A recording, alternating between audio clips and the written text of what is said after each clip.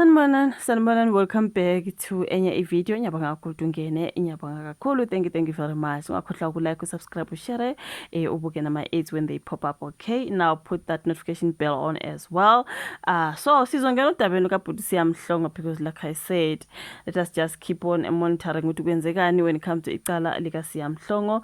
Wayengumsakazo Ukhozi FM bamvulela icala lokushaya ngowayesinqanda mathe sakhe, and he's been in court in and out. Mntaka ngiyacabanga ukuthi ubuye court njengoba kunjena nje kuthiwa uyaliphika ke kodwa ulala ngentaba ke lokushaya ke obeyisinqanda mathe sakhe ukuthi uyaliphika nje icala lokushaya ngenhloso yokulimaza abekwe lona umbuso. Wayengumsakazo Ukhozi FM uSiyamhlongo. So kuthiwa kube nikezwe inkantolo yemanje yaseThekwini kuleli sonto ithuba ke okokuqala ngqa ukuba ethule obake ubufakazi ngesigameko ke. So uMhlongo yena ubhekane necala lokushaya ngenhloso yokulimaza owesilisa ethandana naye kumnumzana uNjabulo Duma. I'm sure that one you already know, you guys, ngo-August 31 ngo-2024 eThekwini. So ugibele ebhokisini lofakazi ke weluswa ke ngemibuzo ngommeli wakhe u-advocate Simphiwe Mlotshwa. So uthi yena ke uSiyanya waphika amacala Nkosi yenkantolo ke ekhuluma ke ngokukhulu ukuzethemba.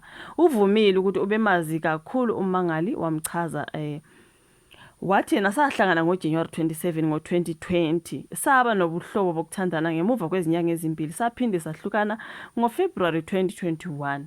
Ecela ukuba achaze ke ngobudlelwano bakhe nalo wesilisa ngesikhathi sesigameko. Uthe uSiya ngesikhathi kwenzeka isigameko uthi sasingabantu abathandanayo kodwa sasivumelene ukuthi ubudlelwane singabuxelisi. Okay, bhalwe la ephepheni ukaziso lezwe. So ke uthe ngosuku lwesigameko bahlangana ngaphandle kwasemsakazweni Ukhozi FM emgwaqweni uKE Masinga ngabo KE Masinga KE ngabo 1 emini. Right, uthi ke basaqala sayake emngeni esitolo esidayisa iziphuzo zokucima ukoma. Sadlula ke eLalucia Mall sasisiya ngaseGlen Ashley lapho ke sasimenywe khona. So uthe khona safika ke kuntambama sokuyoshaya ihora lesine lapho ke sasimenywe khona. Uthi ke sahlala kamahora u7 kuya kwawo 8. Sahlala naye saphinde sahamba naye sisuke eMhlanga saya ngaseZayi kuFlorida. Uthe ngaphambi kwalokho babeqale baphuza utshwala iwayini elibomvu. Ukwathi ke noMangali waphuza iwayini elibomvu neSavana. Uthe uMangali uyena owayeseshayela imoto ababetetemuka ngayo ngalelo langa ke. Uthe bafika ke ngaseZayi ngezithuba zabo 12 ebusuku. Uthe bahlala khona amahora amabili nje kuphela. Basuka eZayi lisanda kugamanxa ke ihora lesibili ezintatha. Uthe sebesuka ke ngaseZayi bakithi nguyena owabe eseshayela ke imoto ngaleso sikhathi. So uthi ngaseZayi lapho ngaphuza isiphuzo esisodwa. Izingilazi ezimbili zikaGoloko ijudwe nokuthule nje. Uthi ayingaseko kamatafula okuhlala ngesikhathi sifika ngaseZayi. Sathatha isinqumo sokuthi sothenga ibhodlela likaGoloko njengomngena ndlini ukuze ke bezosamukela labo esizobajoyina ngasetafuleni. Uthe uMangali waphuza uGoloko wadlulela etafuleni labantu besifazane waphuza iwine. Right, emva ke kwalokho waseke engihlebela ukuthi usezobiza amasavana lawa awaqale ukwaphuza emcimbini. Eqhubeka ke uthi yena ke wayehlezi nami uMangali ngesikhathi kusisuka ngemoto ke eZayi. Uthi wayehlezi phambili eduze kwami, wafika esihlalweni wasihlehlisa nje wahlala sakulala. You know, like when you isihlalo sakho nje lalise kancane. Uthi ke yayisivele ke isiqalile impikiswano ngesikhathi sisuka lapho ke ngaseZayi. So ePaula ke ngomnyombo wengxabano uthe kwakumaqondana ke nokuteketisana phakathi kwakhe nomunye wesilisa owabajoyina etafuleni sebezohamba. Kusho ukuthi another man joined ke baqala ukuflirta ke naloya, uyabo. Kwaseke mase befika emotweni kwase kuba nenkinga ke baqala ukuphikisana ngalokho ukuflirta ke. Uthi sixabana emotweni kwaba nesiphakamiso sokuthi simisa imoto khona sizokhuluma siqede inkulumo. Ukuthi ngaqale ngamphikisa ngagcina sengivuma. Inkinga ke kwakusendaweni emnyama la bafika bapaka khona imoto ukuthi abakhulume. Amalambo akulo yamgwaqo ayicimile ngaze ngamtshela ukuba lana afune sime khona kuyindawo ebonakala ingaba nobungozi obukhulu kuthina. Right, uthe wagcine sevuma ngoba phela ummangali wayengamnike thuba. So uthi akubanga isikhathi esingakanani ngabona amalambo emoto eyayisondela izoma ngemva kwethu. Ngambuza ke ummangali ongunjabulo Duma, remember, ukuthi ufuna simelana ngoba efuna abantu bezongiphuca imoto yini. Uthi ngaso leso sikhathi kwaqhamuka amadoda amabili avula isicabha.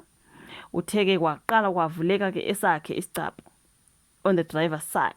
Uthi ngithe ngisazama ukuvimba esami kanti sesiyavuleka nalesi sikamangali that time.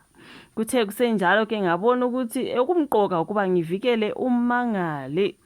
Umcabango wokuqala ngathatha ibhodlela elalihlezi lapho okubekwa khona isiphuzo sakhe emotweni. You know there is a part where you can put your bottle there. So uthi ngalijikijela ngenhloso yokunemba lo engangicabanga ukuthi uyisigelekeqe.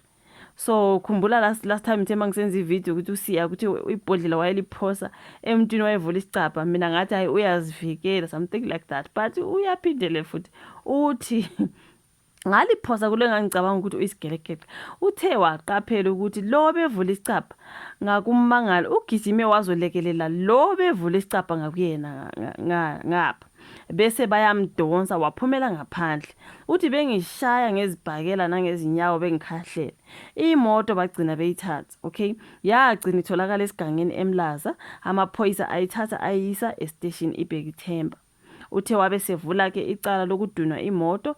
Icala walivula ngoSeptember 1st ngo-2024 kuyisonto. Wathi bathatha ilaptop, izibuko zelanga, ijacket enkulu yamakhaza, isikhwama sami somsebenzi engisebenza ngaso uma ngiye emsakazweni, iwashi lami nokunye okuningi. Ebuzwa ke usiya ukuthi wamgcina nini ummangali. Uthe ngosuku lwesigameko ila mgcina khona wabe esezama ke ukumshayela ucingo lwaqale lwangena kodwa lwagcina lungasangena. Uthi ngabe sengicela umama kongizalayo kuba azama ukungibhekela yena. Uthe wagcina ke ukumbona endaweni yesigameko ehamba kahle engagijimi futhi. Ngagcina ngibona izithunzi angibange ngisambona ukuthi yena uphelelepi ngoba wayesehamba ngezinyawo. Khumbula phela ukuthi imoto abayithatha, if the story is the truth, bayithatha imoto lapho bamshaya bamkhahlela bathini bagcina ke bemthathela imoto. So wagcina ukubona ke ummangali ehamba ke ngeenyawo ngoba khumbula phela ukuthi kwakusendaweni eminyama futhi. Uthe ke kungamampungu ukuthi wamshaya ummangali waphinde wamklinya. Uthe akakaze akhulume nomphenyi mayelana necala lokuduna imoto ngoba imoto ahamba ngayo ayikho egameni lakhe, isegameni lomhlobo wakhe. So there's just a whole lot kulesa story sika Siya bafethu. Shuthi mayesho bathi bephaka imoto lapho besakhulumisana ngendawo zokuthi khona okade fleta nomunye. Kwasoqhamuka ke amadoda amabili avula lesi sicabha bavula nalesi sicabha kwaqala ukushayana lapho.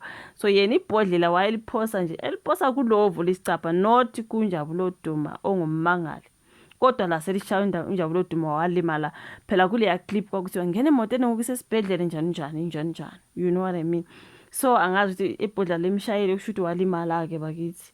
So eloku klinywa ke nalapha sazi ukuthi wayeseklinywa ngoba kutheni, wayeseklinywa ngobaniki ngoba ubhuti usiya uthi hayi akazange yena amklinye bakithi wayeshaya lo yamavula isicabha endaweni eminyama lapha abahamba khona.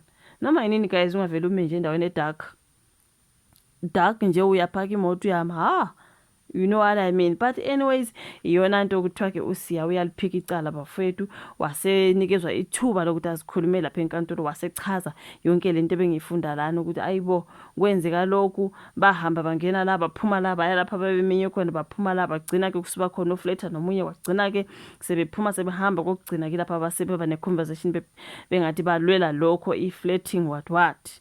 Ikho lapha bathi bephake lapho besakhuluma kwaqhamuka ke igebengu ke ila kwaba nenkinga khona unjabulo Duma iseshayeka ke angazi. Kuningi ikhona ke engithola kulesi story guys. Uvo lwaka comment section ngibhuti siyamhlongo selokhu aphuma lapha nasemsakazweni ngoba kwathi akaqala aqede ngendaba yecala lakhe ke allegedly. So angazi, on the comment section say your thoughts, like video, subscribe, share, isimane sibonana kwezayo. Bye.